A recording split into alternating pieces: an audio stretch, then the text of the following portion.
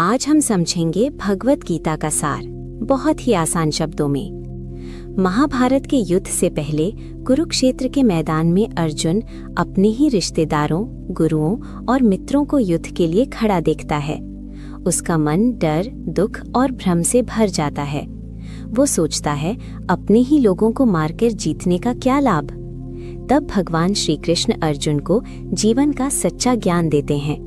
यही उपदेश भगवत गीता कहलाता है। गीता का पहला संदेश है, कर्म करो लेकिन फल की चिंता मत करो। हमारा काम है सही कर्म करना, परिणाम भगवान पर छोड़ देना चाहिए। जो व्यक्ति बिना लालच के अपना कर्तव्य निभाता है वही सच्चा कर्मयोगी है। दूसरा बड़ा संदेश है, आत्मा अमर है। शरीर नष्ट होता है लेकिन आत्मा कभी नहीं मरती। जैसे पुराने कपड़े बदलकर नए कपड़े पहनते हैं, वैसे ही आत्मा नया शरीर धारण करती है। इस सच्चाई को समझने से डर और शोक खत्म हो जाता है। तीसरा मार्ग है भक्ति का मार्ग।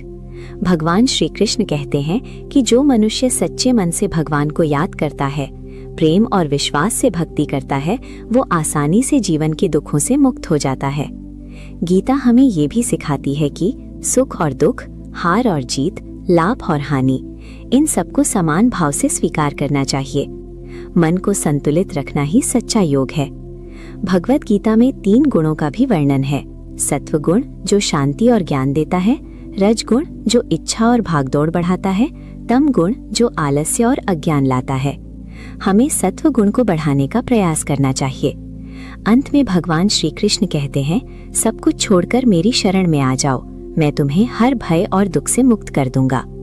भगवत गीता हमें सिखाती है कि कर्तव्य निभाओ, सच्चाई के रास्ते चलो और भगवान पर विश्वास रखो। यही भगवत गीता का सार है। धन्यवाद।